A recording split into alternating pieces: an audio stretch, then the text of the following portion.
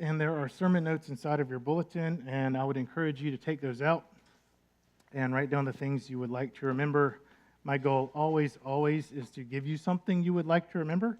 And I would actually say, if you don't have anything you would like to remember, feel free to email my secretary, which is me, by the way, about the fact that I preached an awful sermon. But here's the thing about it, and I say this every week, but it's just so important. If you just take it here and leave it here, it's a waste of time. So the point of coming here is to take it out there with you. So even if you don't use the sermon notes, you'll see at the top of that there are Bible chapters for you to read that go along with today's sermon. That's fine if that works for you. If it doesn't work for you, there are great apps that can send you daily devotionals. Certainly with the Ash Wednesday service and the new Lenten emphasis, I hope that you are thinking about how you can be a little bit more intentional with your faith with Christ for these 40 days before Easter. And we'll get into the specifics of that, both with the e-news tomorrow and with the Ash Wednesday service. But either way, I just would like to encourage you to be thinking about what is God saying to you, and hopefully something, right, through this message today that you take home with you, that you think about throughout the week, that both challenges you to do better and encourages you to keep up the good work. Now, we are wrapping up our sermon series, been talking about basically this idea of embracing life's unknowns and unknowns.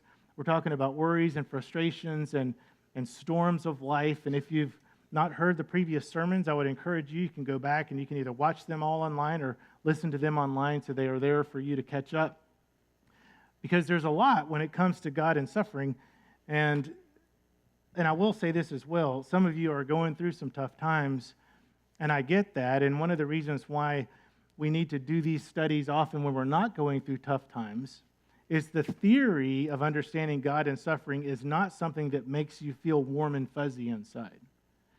But the theology behind it is absolutely what provides the foundation for working through these issues when you're in the tough times and your emotions are just a wreck.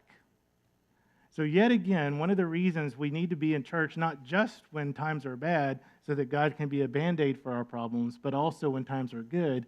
It's like going to the gym. It's like eating healthy. It's helping us get stronger and stronger, because there will come a day when you will need that strength. There will come a day, and you mark my words, we're all going to have days when we need a sound theological footing, when we need the strength of Christ. How are you growing? How are you building? How are you getting stronger in the Lord? Now, one of the ways we do that, right, is to understand answers to some of life's most difficult questions. If you haven't worked through all that, you're welcome to take my books. I've written several out there.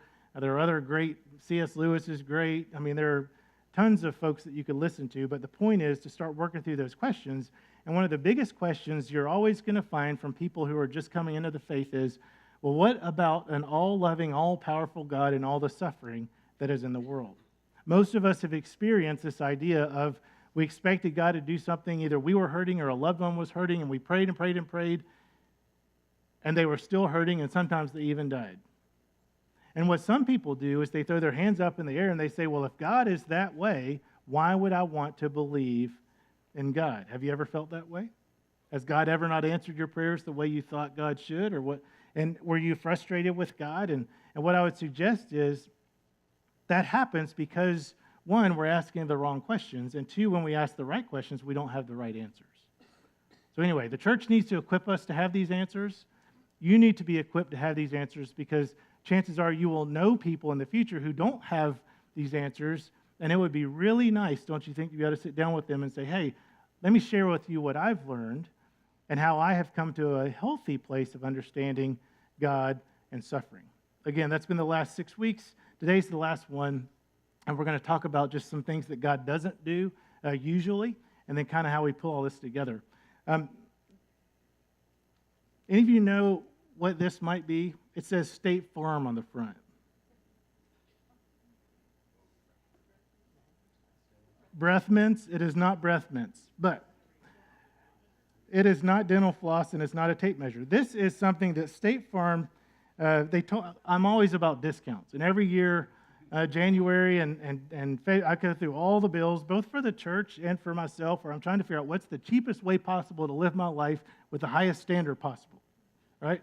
And so if you aren't doing this, by the way, you really should. It's almost poor stewardship to not, because what you find is wherever you look, rates are going up, and if you don't pay attention, your bills go up and up. So anyway, you kind of audit yourself. Well, one of the things when I called my broker, he said, yeah, I can give you a discount if you drive well. And I'm like, oh, I'm an excellent driver. I've never gotten in a wreck, and literally, and until Cameron and I went to Angel Fire, I'd never been pulled over. I didn't get a ticket, but literally we're driving down the road, and Cameron's like, are you speeding? I'm like, I'm not speeding. And the guy pulls me over. I'm like, what did I do? He goes, you didn't use your blinker. And Cameron's like, pride goeth before the fall, my friends. So I didn't get a ticket, but I'm like, wow. Okay, so what a lesson. But anyway, so State Farm tells me that if I download this app and put this in my glove compartment, if I truly am as amazing a driver as I say, that I can get up to a 40% discount on my car insurance. So I'm like, that's awesome. So I did it. And it's been a couple months now, and sure enough, you go in and it gives you this list of things you're doing well and what you're not doing. So right turns, A+. Left turns, A+. You just go down the list. By the way, I drive a hybrid, so my acceleration, A+. Speed, I got an F. And I'm like, how do I get an F? And there's little things saying that I was driving 79 miles an hour to Angel Fire. And I'm like, it was 75. Now you're like, who cares? What if all of us, all humanity, what if our government or our God said, you will never, ever, no matter what, break the speed limit again? There is no circumstance where you could step on the accelerator and break the speed limit. Would you be okay with that? Okay. What if, those of you who like muscle cars, what if the government and God said, and you can never accelerate faster than Thomas's hybrid Sonata Hyundai, because that's the safest way to accelerate. So 0 to 60 in about 18 seconds. Would that be okay with you? Steve, who owns a muscle shop, is like, I'm out. You had me. Yeah. All right. What if, because that's the safest way, what if God said, I don't care what you want. If you ever speed once, you'll never drive again because that's safer for other people. I'm going to take away your freedoms to drive because I can't trust you. Would you be like, you know what? I would rather not risk hurting someone than get behind the wheel again. Anybody want to take that? Those of you who are wrestling with elderly parents, we all know the struggle of taking away their car keys because they feel like always that they can drive just fine. And somebody probably one day is going to take away all of our car keys.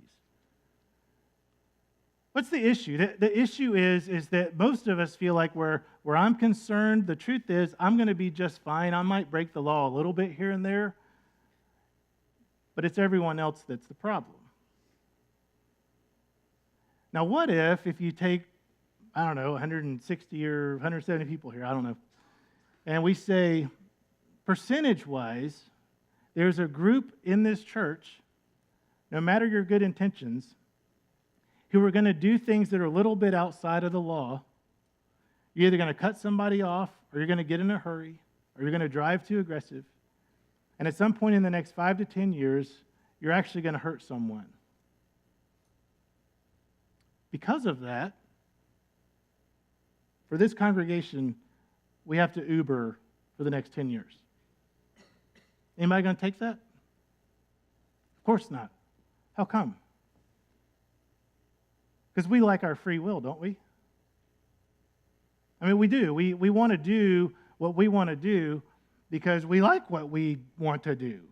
Even if we know good and well, part of what we want to do is pushing the boundaries of what's legal and even safe. Now, you take 7 billion people. 7 billion people who, not only does God not put governors on our cars, but God doesn't put a governor on your heart either. And God basically says, yeah, I died for you because I also gave you free will as a human race to make whatever choices you want to make, knowing full well some of us are going to make horrible choices,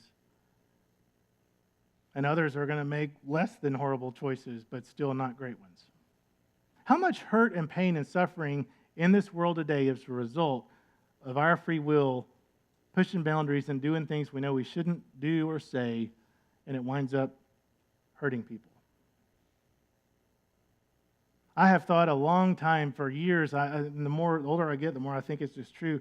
If you removed the suffering that we humans cause on each other, I'm really not sure there's much left. You're like, well, yes, there are. There are natural disasters, and there are broken legs. And some of you know I stubbed my toe last night. It's the worst pain I've felt in years.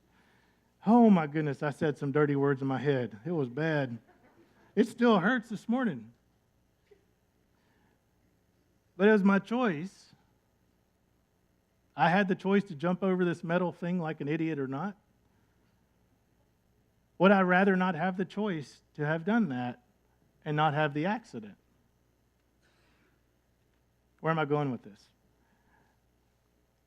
Think it through on your own. Maybe I'm wrong. But I would suggest to you that when most of us throw up our hands in the air and ask God why, 9 times out of 10, it's a result of our choices or the choices of other people that are a result of their free will. People do get in wrecks. A lot of times, someone gets in a wreck, somebody's horribly hurt, and we're like, God, why? And it's like, well, because that person was driving like a fool. That's why. Something bad happened. God, why? It's like, well, because accidents happen. Accidents happen. And by the way, just because we don't understand why something doesn't happen, don't put God in that gap and blame God for it. It's terrible. Accidents happen. Why? Because we have choices. God's not manipulating, right, our strings like puppets. And by the way, not only yours, but God's not manipulating theirs either. So a lot of times you're like, well, God, please, change my spouse or change my boss or change this. And God's like, I would love to see them change. But they have to choose it. Let's be careful not to blame God for the suffering inflicted on us by other people or by ourselves. Now, I could go into an entire sermon on that. I don't want to because that's not the point of today's time here. But make no mistake, our choices lead to both direct consequences and accidents. If you are ever suffering because of your choices or your mistakes or the accidents that happened because you had free will or the choices of other people or their mistakes or the accidents that happened because of their free will, let's not blame God for that. Is that fair?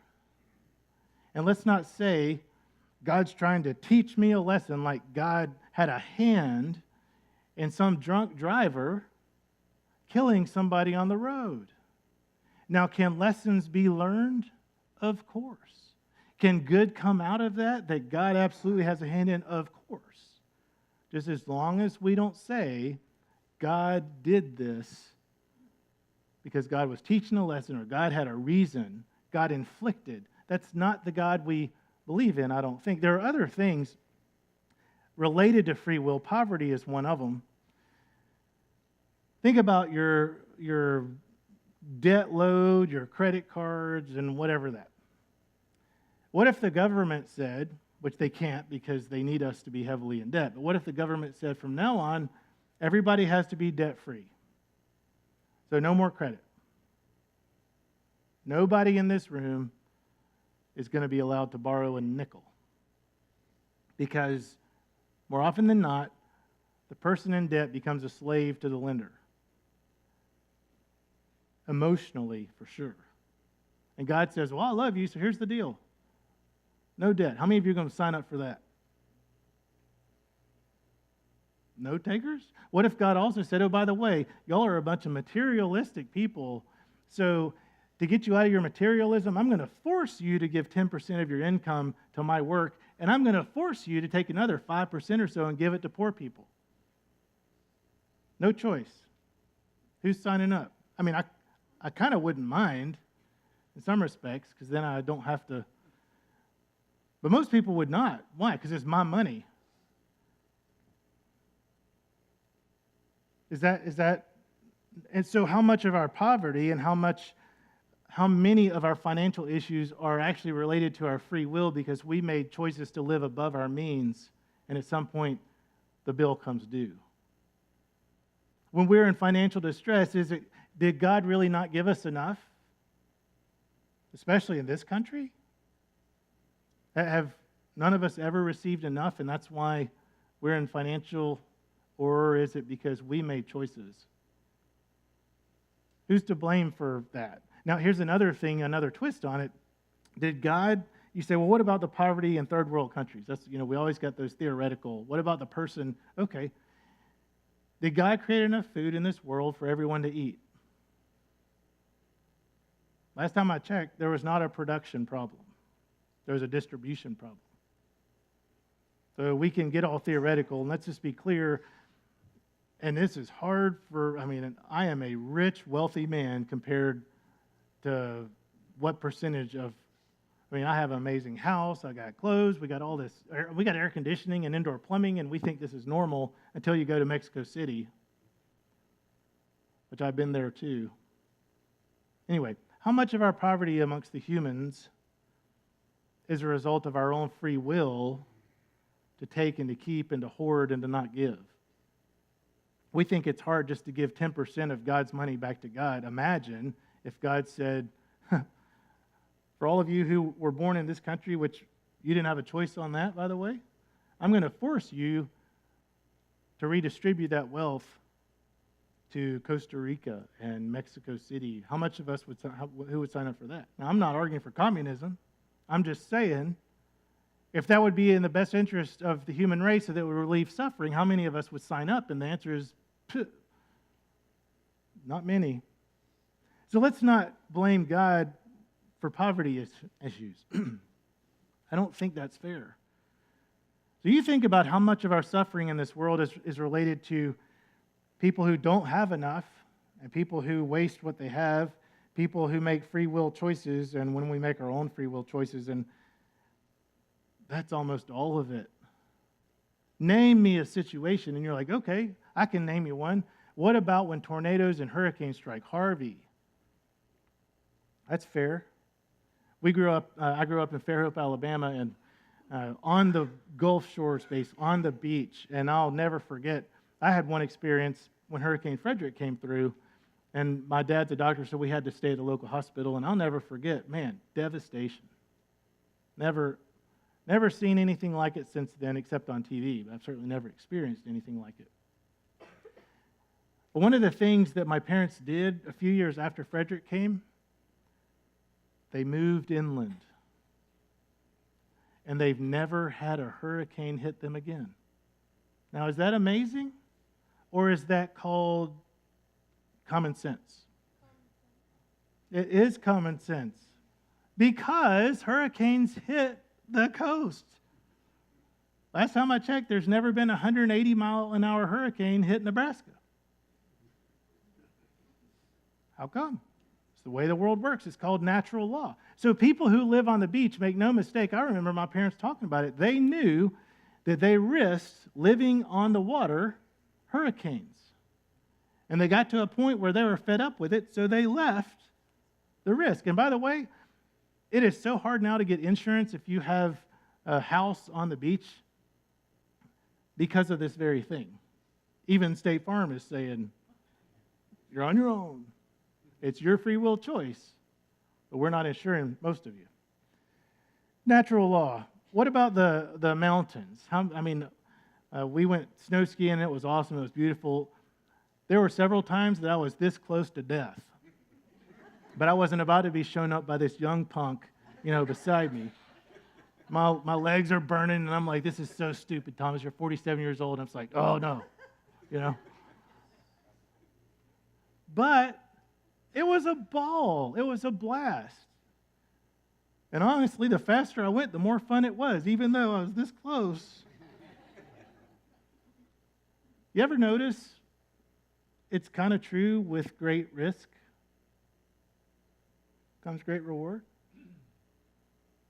You want to remove the risk from life? Okay, go live in a cave. Go build yourself a concrete bunker and tell me what kind of life that is. None. So when we knowingly choose to live in Fort Worth, Texas, where we do get tornadoes and hailstorms and bad traffic and all that kind of stuff, when those things come, are we really supposed to look at God and say, well, God's wrath and God's so mad at me because a tornado came here? Every now and then people say, Thomas, quit preaching to me. It's like, we're like, God, quit doing this to me. And God's like, really? Are you that important that I spun a tornado right over your house? It's nonsensical when you think about it. And yet, when that suffering hits, we ask, God, why did you do this to me? And I kind of hear God saying, I didn't do this to you. You knew when you chose to live here the risks of living here. Okay. Again, there could be so much more that I could say, but I'm moving on purpose because this isn't the point. The last one that most of us wrestle with is, well, what about physical illness and ultimately death? Because health issues are a big issue when somebody we love, and many of you are dealing with this, and this is not a comforting point, but it's theologically accurate. When we are wrestling with health issues or someone we love is wrestling with health issues, we want to pray, God, please heal them. And I do think God can and will as God decides, but we can't put God in this box and say, because I pray, therefore God must. God's going to do what God wants to do. God is God, not me. And just because I put oil on somebody doesn't mean God's going to swoop in because God's going to do what God's going to do. And God can heal whoever God wants to heal. But the thing I want to bring up theologically that all of us need to ask, isn't there going to be a point in time when every last one of us, where our health is failing, where somebody who loves us is going to say, God, please heal this person because I love them and I can't even think about losing them. Now, think about this, right? Use your brain and let's pull our emotions out for a second and just kind of think about the common sense and logic of why health issues are a necessary part of life. The biggest one, and many of you have heard me say this point before, but if everybody could live in this life with no physical consequences, all right? You cannot get sick. You cannot get hurt. But you can lie and cheat and steal and rape and pillage and do whatever you want with no physical consequences. And nobody ever dies. What type of world would this be?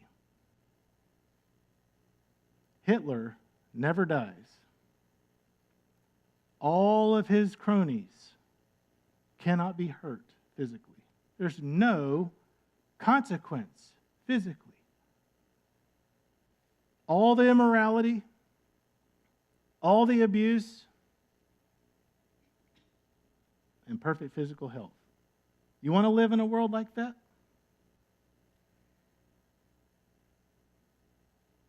No.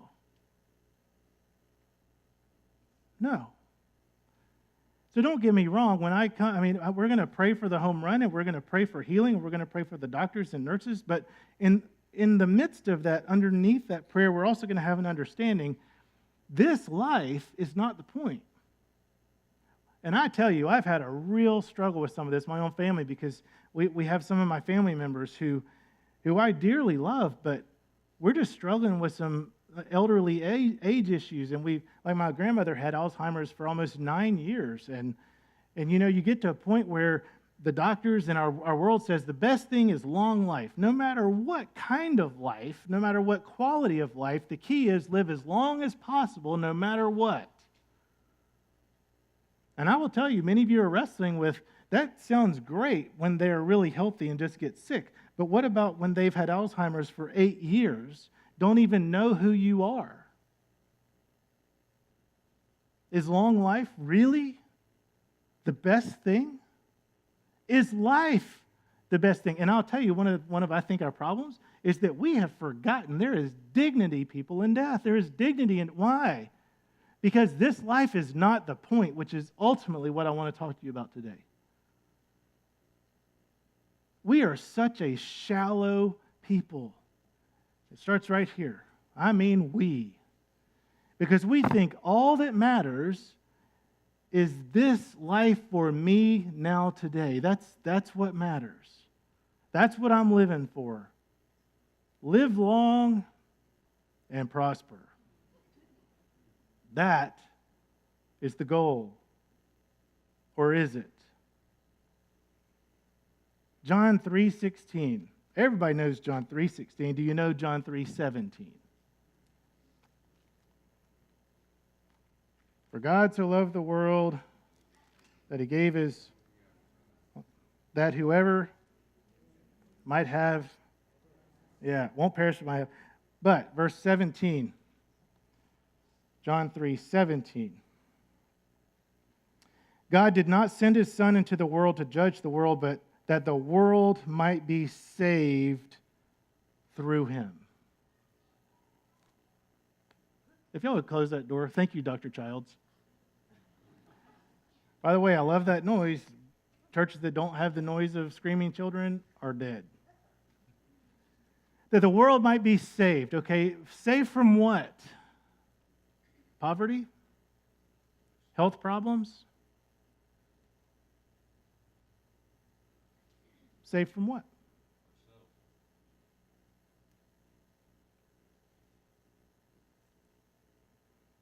Let's let the crickets chirp.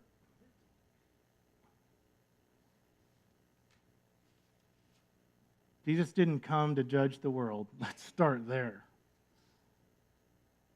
The world says, the world gives us these options, especially when we're all mad about the suffering. We're like, God's judging you. That's not what God said. Jesus is God in the flesh, and Jesus, who came here to talk to us about God, said, I didn't come to judge you. I came to save you. Now, there are certain groups of Christians and the Muslims and the Jews, they do feel like the way this works is if your life is going poorly, God is judging you. In a sense, the Buddhists and those who believe in reincarnation say, in a sense, right, if your life is going poorly, you are being judged because of what you've done that's awful. The agnostics say God, whatever, I don't know. But certainly God doesn't care, and the atheists say there is no God, so who cares about that anyway? Well, when God came to visit us, which is why he needed to come visit us, because every other one is wrong, God says, I do care. I'm not judging you. I want to save you. From what? Think about it. Not from your poverty, materialistic poverty. Not from your health problems. Fair? Did he die on the cross to save us from our health problems? Not from our free will choices to have accidents and that kind of thing, but it is from our free will choices to not choose him and to choose this world and this life over eternal salvation. Our free will choices based off love. You can't love someone without the choice to hate. That when we choose the alternative paths, God says, I came to save you from all of that. Not in essence from all of that, but from where that is taking you. Where is your life taking you? Which is where we pull this together. Billy Graham, 1 out of 1 people die. Yep. 1 out of 1 people are going to have major health issues at some point that are going to take your life. Yep. And 1 out of 1 people, Jesus says, I came to save you so that when this life is over, which, by the way, the point of this life is salvation when it all comes out of the wash. we so easily forget in the church because we do get so comfortable, and I get that. We have to work on strategies to empower you and to remind ourselves, look, the point of all this is the salvation of the world so that when we die, we all go where? To heaven, where there is no pain and no suffering, there are no tears. That is the point. And when we all get there, we're all going to say, oh, of course this would be what God was about. But in this life, we are so myopic and short-sighted, all we see, right, is what the world around us tells us we should see, which is materialism, which is worldliness, which is live long and prosper, because after that you die and that's the end. No, it's not. That's the beginning.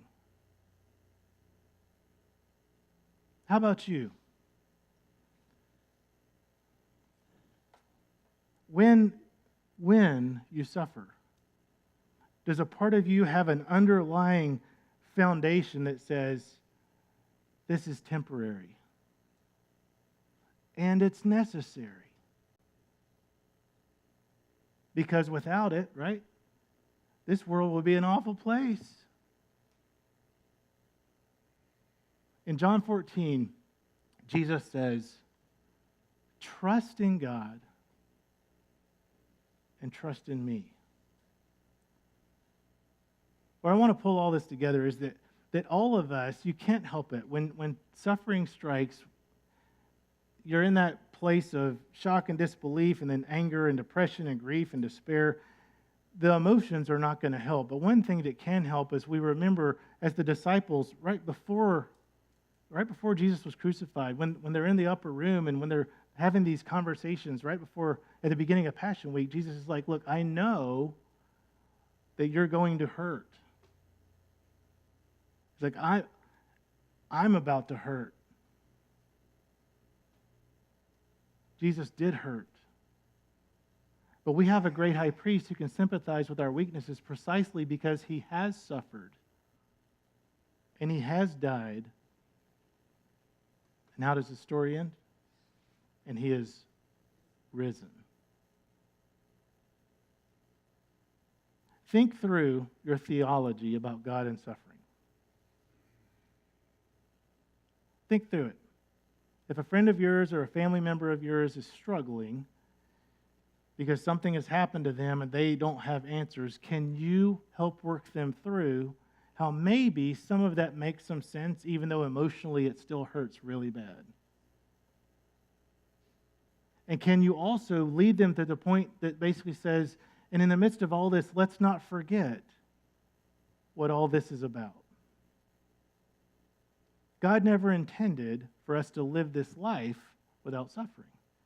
Jesus actually says, in the world you will have distress. In the world you will have suffering, but take heart, I have overcome the world. And folks, when we are raised from the dead, we will understand. Jesus says to Thomas, who doubted, he said, you touched me and you believe. Blessed are those of you who do not see and yet believe also. Is that you?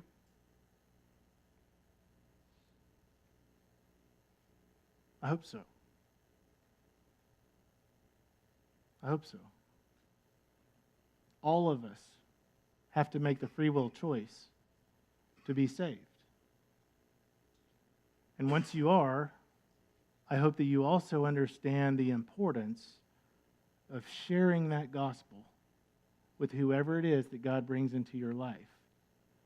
Because when it all comes out of the wash, that's really all that's going to matter. So with that in mind, let's bow together. And I just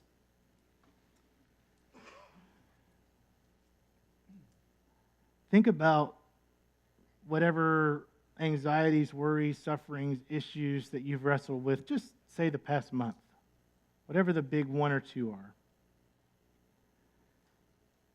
When you think about the griefs and hurts and heartaches from the past, or whatever it is, underneath that, do you have the foundation of Jesus who says that suffering is temporary, salvation is eternal? Do you have the theological foundation underneath your faith that says, in that place, there will be no suffering, there will be no tears, there will be no pain, all the tears will be wiped away, everything will be made new. So do not let your hearts be troubled.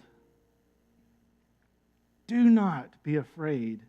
And trust in God and trust in me, Jesus says, because when it all comes out of the wash, it will make sense. I'm going to ask our connectors to come forward, and I want to just give you a minute that if you want them to pray with you, come up here, let them pray with you.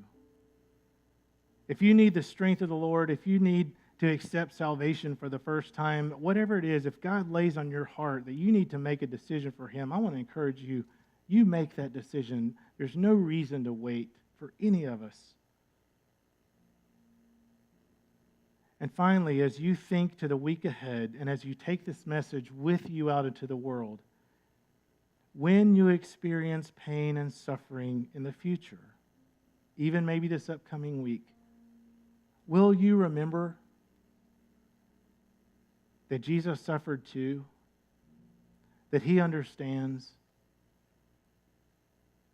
but He walks with you and He will help you every step of the way until you or whoever it is that you love are completely and finally healed. 30 seconds. Give God what's on your heart. Then I'll close us up with a prayer.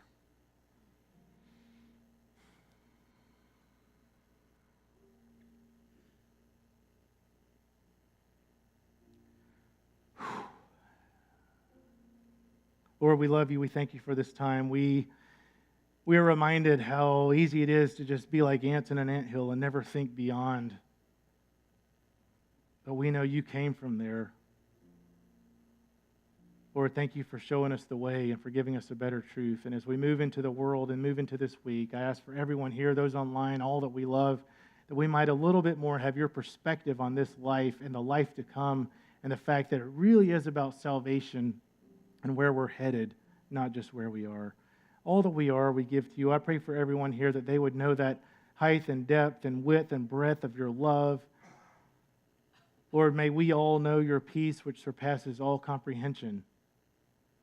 May we be filled with your light of the world, warmed up by it, that we in turn might be your light to all who know us in the week ahead. In the name of the Father, and the Son, and the Holy Spirit.